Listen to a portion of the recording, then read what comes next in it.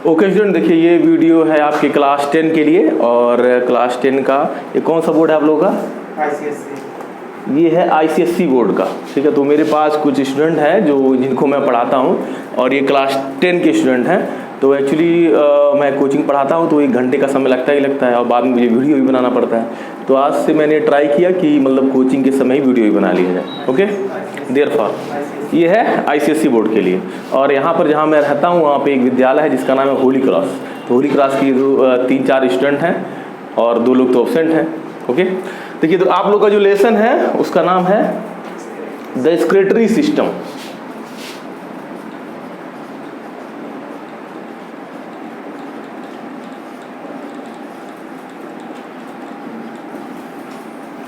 Clear? देखिए excretory system में आप लोग को जानना क्या है कि फर्स्ट आप लोग को जानना है कि जो ह्यूमन बॉडी है, ठीक है, मानव का जो शरीर है वो उसमें कई टाइप के ऑर्गन सिस्टम होते हैं। ठीक है, क्या है? Organ system. ओके, क्या है? Organ system. जैसे मान लीजिए कि जैसे आप एक रफली फिगर मान लीजिए मानव का शरीर है, ठीक है, ये मानव का शरीर है। तो इसको जब देखेंगे तो इसमें कई ऑर्गन सिस्टम से मिलकर बना हुआ है। ऑर्गन सिस्टम क्या होता है मालूम है आप लोगों को? ऑर्गन सिस्टम टिश्यू से बना है? नहीं, टिश्यू से नहीं बना है। ऑर्गन सिस्टम जैसे हो आप सुनेंगे digestive system, respiratory system, excretory system, okay, after that फिर हो गया integumentary system, skeletal system, circulatory system. तो ये जब सभी जो सिस्टम है जैसे डाइजेस्टिव सिस्टम हो गया, रेस्पिरेटरी, एक्सक्रीटरी, ये सब कौन से सिस्टम है? इन सभी को एक साथ कहते हैं ऑर्गन सिस्टम। क्लियर? और हर सिस्टम में देखिए जैसे हमारी डाइजेस्टिव सिस्टम है तो हर सिस्टम में कुछ ऑर्गन्स होंगे, ठीक है। और ये ऑर्गन देखिए तो सबसे जो छोटा यूनिट होता है वो क्या होता है? सेल होता है। बॉडी की सबसे छोटी यूनिट क्या है? सेल। और ढेर सारी सेल्स मिलेंगी जो एक सिमिलर टाइप के काम वर्क को करेंगे, ठीक है। मान लीजिए 100 सेल मिल गई और किसी एक स्पेशल वर्क को वो एक साथ कर रही हैं तो उनको क्या बोला जाएगा? टिश्यू बोला जाएगा, ठीक है। और ये जब टिश्यू ढेर सारे मिलेंगे तो क्या बनाएंगे? ऑर्गन बनाएंगे, ठीक। और कई ऑर्गन जो एक साथ ही एक काम को वो परफॉर्म करते हैं तो उसको क्या वो बनाएंगे? Organ system. अब बॉडी में ढेर सारा ऑर्गन सिस्टम है, digestive system, respiratory system, excretory system, सभी ऑर्गन सिस्टम मिलके एक साथ क्या बना रहे हैं? बॉडी, ठीक है। तो बॉडी को आप अंडरस्टैंड कर सकते हैं कि ह्यूमन बॉडी में क्या है? ढेर सारे ऑर्गन सिस्टम है, ठीक है। और सभी हर ऑर्गन सिस्टम में कई ऑर्गन है, क्लियर है। और हर ऑर्गन में देखिएगा कई टिश्यू है, ठीक। और टिश्यू में देखिएगा क्या है? सेल्स है। चाहे आप नॉलेज को इधर से इधर लाइए या इधर से इधर लाइए, क्लियर है? अंडरस्टैंड हो गया? तो अच्छा, ये जितने भी जैसे डाइजेस्टिव सिस्टम है, फिर रेस्पिरेटरी सिस्टम है, एक्सक्रीटरी सिस्टम है, ठीक है, फिर है ट्रांसपोर्टिव सिस्टम। ये जो भी सिस्टम है उनका कोई स्पेशल वर्क है, उनका कोई अलग अलग स्पेशल वर्क होता है। तो जैसे आपको क्या पढ़ना है? द एक्सक्रीटरी सिस्टम, ठीक है। और एक्सक्रीटरी सिस्टम किसका पढ़ना है? ह्यूमन बींग्स का, क्लियर है। तो मानव के शरीर में आप देखिएगा तो यहाँ पे एक लाइफ प्रोसेस होता है जिसको बोलते हैं एक्सक्रीशन। क्या बोलेंगे इसको? एक्सक्रीशन। एक्सक्रीशन जो होता है ये आपको जानना है क्योंकि एक्सक्रीशन से ही रिलेटेड क्या है? एक्सक्रीटरी सिस्टम, ठीक। तो एक्सक्रीशन का अर्थ जानते हैं ना आप लोग? क्या होता है? Metabolic waste material, removal of metabolic waste material. क्यों? देखिए पहला नंबर तो आपको ये जानना है कि एक्सक्रीशन जो है एक लाइफ प्रोसेस है। कैसी प्रोसेस है? Life process. मतलब कोई भी प्लांट हो या कोई भी एनिमल हो, कोई माइक्रो ऑर्गेनिज्म हो या कोई बहुत बड़ा ऑर्गेनिज्म, ठीक है, उससे फर्क नहीं पड़ता, लेकिन हर मतलब बॉडी में हर ऑर्गेनिज्म में ये सिस्टम होगा, ठीक है। क्या कौन सा प्रोसेस होगा? एक्सक्रीशन। कौन सा प्रोसेस? एक्सक्रीशन, ठीक है। तो एक्सक्रीशन का आप लोग अर्थ क्योंकि देखिए पढ़ना है आपको एक्सक्रीटरी सिस्टम, तो एक्सक्रीशन का अर्थ आप लोग को मालूम होना चाहिए, ठीक। तो उसमें क्या है कि जो भी ऑर्गेनिज्म होते हैं, ठीक, हर ऑर्गेनिज्म सेल्स से बना है और सेल्स में ही बहुत सी रिएक्शंस होती रहती हैं, ठीक है। जैसे यहाँ पे देख रहे हैं ना कि जितने भी मतलब बॉडी में ढेर सारे ऑर्गन सिस्टम है और जितने ऑर्गन सिस्टम है सब ऑर्गन से बने हैं। हर ऑर्गन में क्या है? टिश्यू, और टिश्यू में क्या है? सेल। तो पूरी बॉडी में मान लीजिए बहुत ज़्यादा सेल्स हैं, ढेर सारी सेल्स हैं और हर सेल मान लीजिए एक सेल है, ये सेल में मान लीजिए यहाँ पे न्यूक्लियस होगा, यहाँ पे बहुत सी इसके पार्ट होते हैं। तो सेल में बहुत सी रिएक्शंस कॉन्टिन्यूस होती रहती हैं, ठीक है। इसको बोलेंगे मेटाबॉलिक रिएक्शन। क्या बोलेंगे? मेटाबॉलिक रिएक्शन बोलेंगे, ठीक है। अब जब भी मेटाबॉलिक नाम आए तो आप लोग क्या अंडरस्टैंड करेंगे कि सेल का प्रोसेस वगैरह है या सेल में कुछ रिएक्शंस वगैरह है, उसको क्या दिया गया है? Metabolic reaction, clear. तो मेटाबॉलिक रिएक्शंस जो है वो सेल्स में हो रही है। अच्छा मान लीजिए अब जितनी भी सेल्स है सब में ऐसे रिएक्शंस होंगी, बहुत सी एक्टिविटीज़ होंगी, तो इसमें सेल्स में कुछ यूज़फुल मटेरियल भी बनेंगे और कुछ अनयूज़फुल मटेरियल बनेंगे या वेस्ट मटेरियल बनेंगे जिसको सेल्स का कोई नीड नहीं है, ठीक है। जो यूज़फुल होगा वो सेल यूज कर लेगा, ठीक है। लेकिन अब एक्टिविटीज़ हो रही हैं, इसमें रिएक्शंस हो रही हैं, तो कुछ वेस्ट मटेरियल बन रहा है, अननेसेसरी बन रहा है जिसका सेल में यूज नहीं है, तो सेल क्या करती हैं, उसको निकालने का प्रयास करती हैं, क्योंकि ये बहुत ज़्यादा मतलब स्टोरेज हो गया, क्योंकि वो अननेसेसरी है सेल के लिए। तो सेल में बहुत ज़्यादा वो स्टोर होगा तो क्या हो जाएगा, वो धीरे धीरे सेल के लिए हार्मफुल भी हो जाएगा। पहले तो अननेसेसरी है, लेकिन स्टोर अधिक हो रहा है तो क्या हो जाएगा, हार्मफुल हो जाएगा। तो ऐसे ही जितनी भी बॉडी की सेल्स हैं वो सब क्या करती हैं, मान लीजिए इसमें मान लीजिए कोई ऐसा ऑर्गेनिज्म है जिसमें एक ही सेल है, जैसे अमीबा वगैरह हो गया, ठीक है। अमीबा का नाम सुना ना, यूनिसेलर होता है। ऐसे बहुत से होते हैं जो यूनिसेलर है। तो इसमें जो होता है, इनमें मान लीजिए कि बहुत सी वेस्ट मटेरियल बन रहा है तो डायरेक्टली अपने बॉडी से इसको निकाल देंगे, क्लियर है। लेकिन मानव के शरीर में क्या है कि अब पूरा कई सेल्स हैं और सब कई ऑर्गन सिस्टम है, ठीक है। तो एक्सक्रीशन के लिए ही सेल्स, पूरी बॉडी सेल्स से बनी है, तो सेल्स में जो मेटाबॉलिक वेस्ट मटेरियल बन रहा है उसको निकालने के लिए क्या है, एक्सक्रीटरी सिस्टम, क्लियर। तो आप बताएंगे excretory system, the main function of the excretory system to excrete waste material और removal of the waste material. Excretion का फंक्शन कौन करता है, एक्सक्रीटरी सिस्टम, क्लियर है। तो यहाँ पे जितनी भी सेल्स होंगी, ठीक है, वो सेल्स क्या करेंगे, सेल्स में मेटाबॉलिक वेस्ट मटेरियल बन रहा है। अच्छा सेल में मेटाबॉलिक वेस्ट मटेरियल कई तरीके का बनता है। जैसे एक बनता है आपका, एक बनेगा मान लीजिए कि CO2 बनेगा, क्या बनेगा, CO2 कार्बन डाइऑक्साइड, इसका भी सेल में यूज नहीं है, क्लियर है। आफ्टर दैट बनेगा अमोनिया, क्या बनेगा, अमोनिया, ठीक है। और भी कुछ मटेरियल्स बनते हैं। तो ये सभी जो मटेरियल हैं, मेन आपको दो को जानना है, एक है CO2, दूसरा है अमोनिया। ये हर सेल में बनेगा, ठीक है। तो यहाँ पे जो CO2 होता है, क्लियर, ये आपका रेस्पिरेटरी सिस्टम से आउट होगा, किससे, रेस्पिरेटरी सिस्टम से आउट होगा। हाँ, अब इसको पूरा क्लियर आप अंडरस्टैंड कर लीजिए। देखिए दो वेस्ट मटेरियल आप अंडरस्टैंड करिए, एक क्या है CO2 और दूसरा क्या है अमोनिया, ठीक है। ये जो अमोनिया है इसमें नाइट्रोजन है तो इसको बोलते हैं नाइट्रोजनस वेस्ट मटेरियल, क्लियर है। तो दो मेन हो गया सेल में, हर सेल में बन रहा है क्या क्या, कार्बन डाइऑक्साइड, अमोनिया, CO2 और अमोनिया, क्लियर है। अब यहाँ पे फिर आपको क्या जानना है कि जितनी भी सेल्स होती हैं वो क्या करेंगी, जो उसका वेस्ट मटेरियल है, मेनली मान लीजिए CO2 और वेस्ट और क्या है अमोनिया, इसको पहले वो मिला देंगी ब्लड में, सेल में बन रही हैं और कैसी हैं, वेस्ट मटेरियल, तो सेल्स इसको कहाँ पे मिला देंगी, ब्लड में, क्लियर है। क्या क्या, CO2 और अमोनिया कहाँ पे बना, ये कहाँ पर बना, CO2 अमोनिया सेल में बना, बॉडी की हर सेल में बना। अब फिर सेल ने इसको कहाँ पे निकाला, ब्लड में निकाला, फिर ब्लड इसको ट्रांसपोर्ट करेगा पूरे बॉडी में, हर जगह में पहुंचाएगा इसको, किसको किसको, CO2 और अमोनिया को, ठीक है। तो CO2 जो होता है रेस्पिरेटरी सिस्टम, जो फेफड़ा होता है लंग्स के थ्रू, जब वो लंग्स के पास पहुंचता है तो उसके थ्रू जब हम लोग ब्रीद आउट करते हैं, सांस बाहर निकलते हैं, तो उसके थ्रू वो बाहर निकल जाता है, क्लियर है। तो ये भी वेस्ट मटेरियल है, कौन सा, CO2, बन कहाँ रहा है, सेल्स में, हर सेल में बन रहा है। ड्यूरिंग द सेलुलर रेस्पिरेशन, जो सेलुलर रेस्पिरेशन होता है आप जानते हैं ना, जब हम लोग O2 लेते हैं CO2 निकालते हैं, ठीक है। तो एक्चुअली वो O2 का यूज होता है सेल में, सेल में एक रेस्पिरेशन प्रोसेस होता है, जैसे रेस्पिरेटरी सिस्टम आप पढ़ते हैं। तो आप ये जानिए कि हर बॉडी की सेल्स में जो फूड मटेरियल होता है, क्या, फूड मटेरियल जो भी हम लोग खाना खाते हैं वो हर सेल में पहुंचता है फूड मटेरियल, और उससे रेस्पिरेशन होता है, क्या होता है, तो उसी रेस्पिरेशन में O2 का यूज है।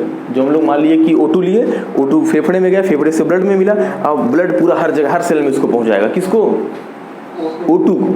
और O2 पहुंच गया सेल में, और जो आपने खाना खाया वो भी डाइजेस्ट होने के बाद ब्लड में मिलता है। अब ब्लड में मिलने के बाद कहाँ जाएगा, सेल में उसका यूज होगा। तो फूड और O2 दोनों, मतलब O2 क्या करेगा, हेल्प करेगा फूड से एनर्जी बनाने में, फूड से नहीं। तो जब फूड से O2 एनर्जी बनाएगा, रेस्पिरेशन होगा, तब वहीं पे बनेगी CO2 गैस। कौन सी गैस, CO2 गैस। किस प्रोसेस में बनता है, रेस्पिरेशन, ठीक है, क्लियर। रेस्पिरेशन क्या है, रेस्पिरेशन एक प्रोसेस है जिसके द्वारा फूड से एनर्जी बनती है इन द सेल, क्लियर है, कोई कंफ्यूजन है ना। तो देखिए, तो वहाँ पे जब सेल में रेस्पिरेशन हुआ तो वहाँ पे क्या बना, क्या बना? CO2। ठीक, और ऐसे ही सेल में बनता है। और ये चाहिए आउट कैसे होगा? पहले कहाँ पे मिलेगा CO2? पहले मिलेगा ब्लड में। ब्लड से आएगा वो कहाँ पर? लंग्स के पास, जो फेफड़े होते हैं उसके पास। वो किसका पार्ट है? रेस्पिरेटरी सिस्टम का। और लंग्स के थ्रू वो फिर आउट हो जाएगा।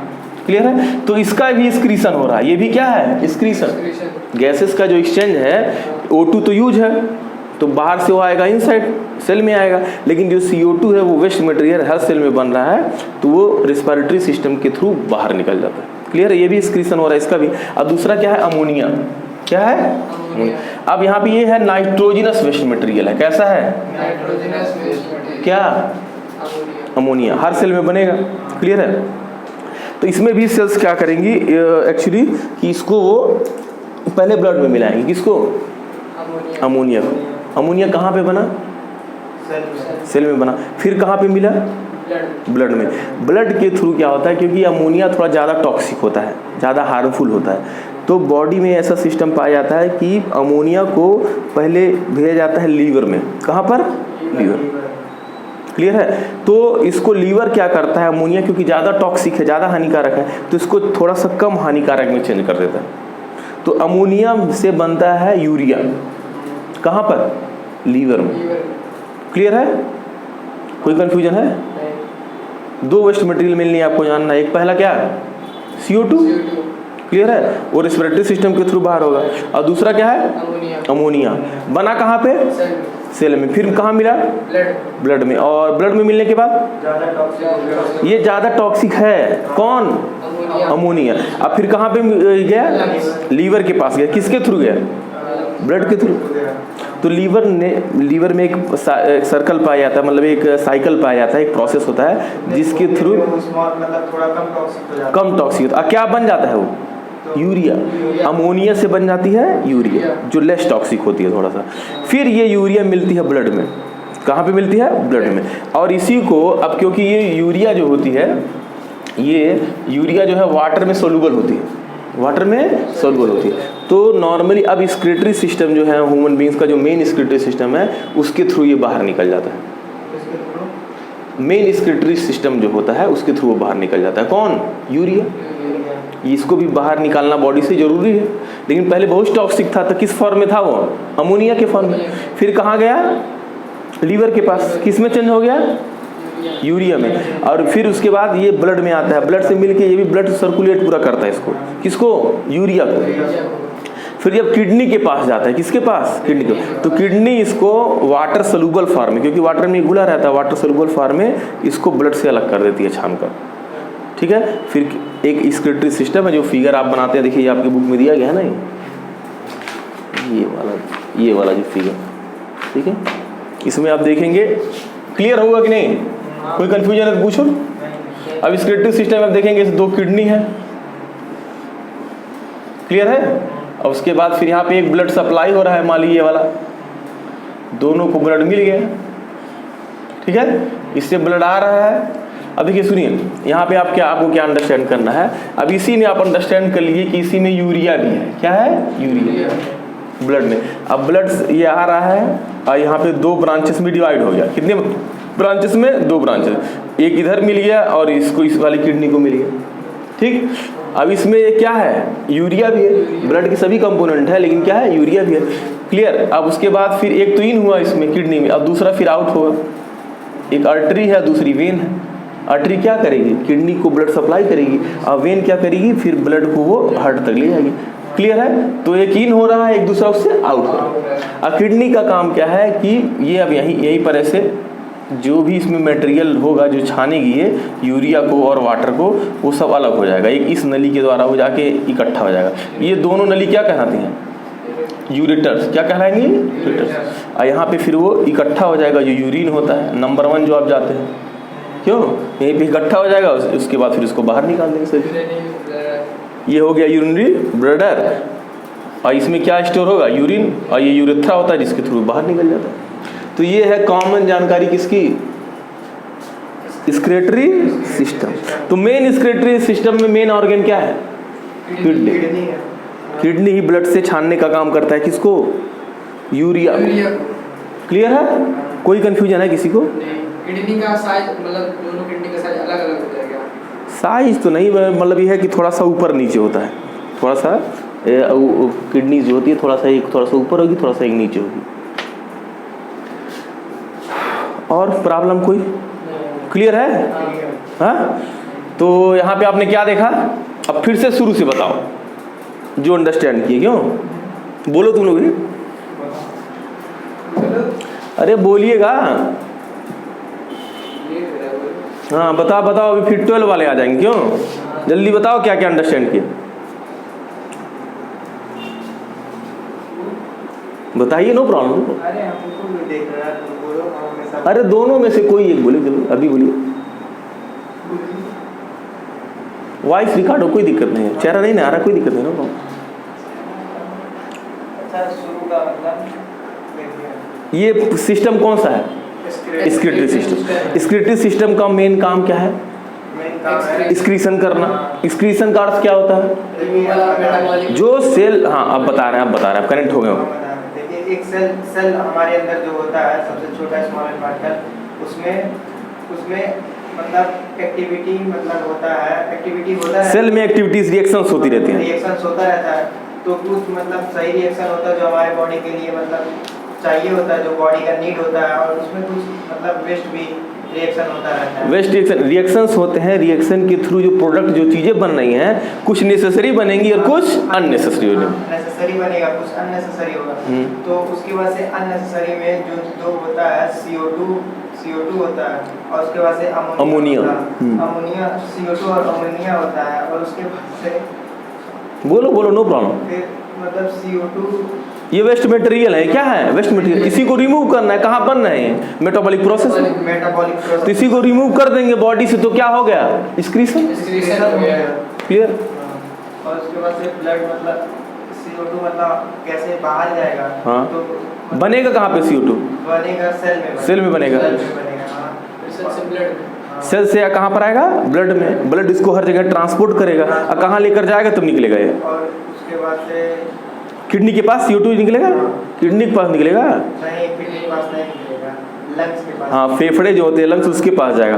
फिर एक्सपायरेशन जब करेंगे, ब्रीद आउट करेंगे, तो उसके थ्रू वो बाहर जाएगा। और उसके बाद से फिर अमोनिया बचा। अमोनिया दूसरा, ये कौन सा वेस्ट मटेरियल है? Nitrogenous waste material.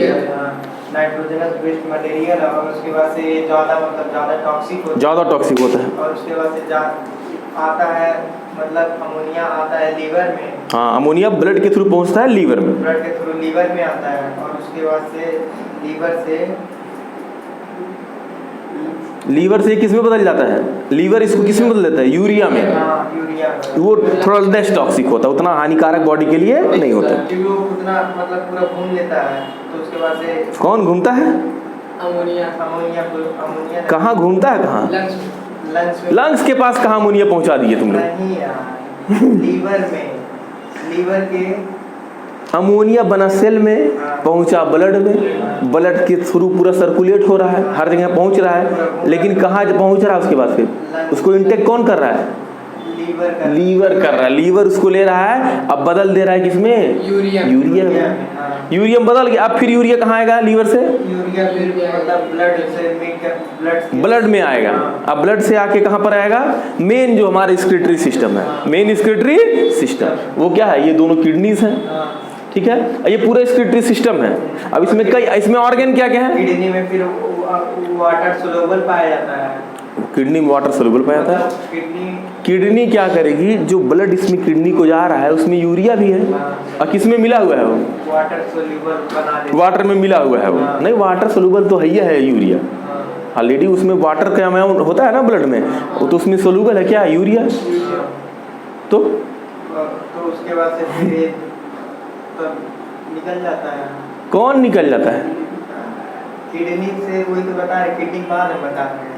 नहीं तो किडनी को इन हुआ ब्लड, उसमें यूरिया भी है वाटर सोल्यूबल फॉर्म में, तब होता क्या है, तो उसके बाद से वो किडनी का मेन काम क्या है, ब्लड उसको मिल रहा है, अब ब्लड में यूरिया भी है तो छान कर अलग कर दिया, यूरिया और वाटर को अलग कर दिया थोड़ा सा, आर्टरी से मतलब आता है, आर्टरी से आएगा, अब वेन से फिर वो ब्लड चला जाएगा, जो ब्लड आएगा उसमें यूरिया अधिक होगी और जो जाएगा उससे यूरिया उसमें कम होगी, और जो छान गया वो अलग इस नली के द्वारा आएगा ऐसे, यहाँ इकट्ठा हो जाएगा, इस नली को क्या बोलते हैं, यूरेटर। तो कितने यूरेटर, दो, ये वाला जहाँ इकट्ठा होगा पल्मोनरी यूरिनरी ब्लडर, इसको क्या बोलेंगे, यूरिनरी ब्लडर, यहाँ पे यूरेथ्रा होता है जिसके थ्रू बाहर निकल जाता है, जो आप नंबर 1 जाते हैं, क्यों, तो नंबर 1 क्या है, वो स्क्रीशन है, वो क्या है, स्क्रीशन। तो जब बहुत तेज आपको नंबर 1 लग जाता है तो यहीं पे इकट्ठा हो जाता है क्या, यूरिन इकट्ठा हो जाता है, फिर अब जाएंगे सर मैं गो टू, तो अब जाते हैं आराम से यूरिन करके चले जाते हैं। तो ये बनाता कौन है, वो कहाँ से बनता है, ये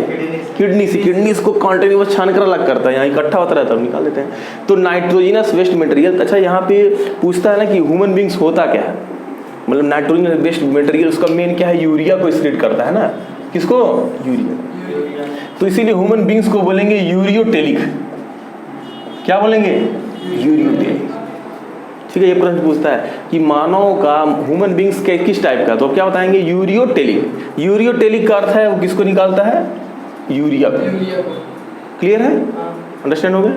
अब फिर आपको यहाँ पे जानना है स्टूडेंट कि ये जो 2 किडनीज होती हैं, दोनों किडनी में लगभग 10 लाख, कितनी, 10 लाख हर किडनी में, इन किडनी छोटी छोटी इसकी स्ट्रक्चरल फंक्शनल यूनिट पाई जाती हैं, जिसको बोला जाता है नेफ्रॉन।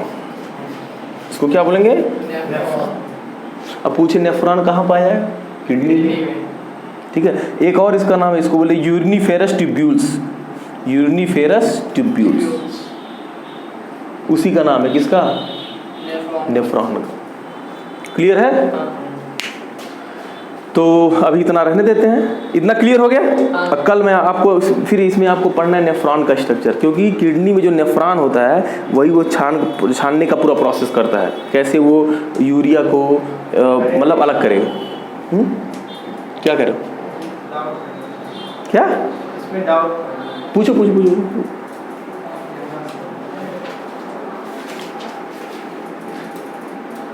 पूछो। मतलब यूरिया जब ब्लड से मीट करता है उसके बाद, यूरिया जब ब्लड से मीट करता है उसके बाद, बट नहीं समझ पाना, यूरिया जब ब्लड से क्या कर रहे हो, जब ब्लड से मिल जाता है। देखो आप पहले जो है हर सेल में बना, पूरी बॉडी की सेल में क्या बना, अमोनिया, ठीक है, CO2 तो कंप्लीट हो गया, उसको समझ गए हो। तो अमोनिया बना, वो मिलता कहाँ पर है, ब्लड में, ब्लड पूरा ट्रांसपोर्ट करेगा, ट्रांसपोर्ट करते करते उसको पहुँचाना कहाँ होता है, लीवर में। तो लीवर के पास जब जाएगा तो लीवर उसी ब्लड से इंटेक करेगा, किसको, अमोनिया को, अमोनिया को लेकर उसमें प्रोसेस होगा जिससे अमोनिया बदल जाएगी यूरिया में।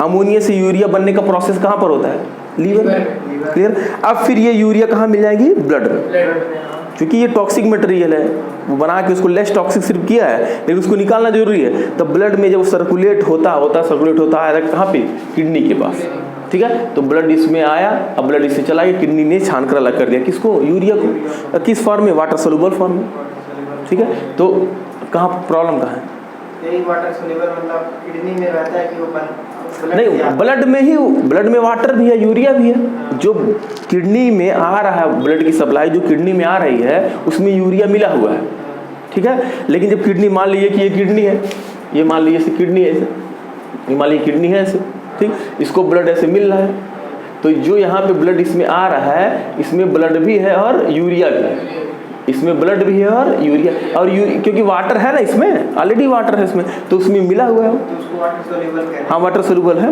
वाटर सोल्यूबल मिला हुआ है ना, वाटर सोल्यूबल फॉर्म में है। किडनी के अंदर क्या होता है, किडनी के अंदर वही तो बता रहे हैं, अब कल आपको बताएंगे, इसमें कई स्ट्रक्चर्स होते हैं, कई पार्ट होते हैं, लेकिन मेन इसका जो पार्ट है, हर किडनी में नियर अबाउट कितना होता है, 10 लाख, क्या होता है, नेफ्रॉन। नेफ्रॉन का दूसरा नाम यूरिनिफेरस ट्यूब्यूल्स, और तेज बोलो थोड़ा, क्या, यूरिनिफेरस ट्यूब्यूल्स।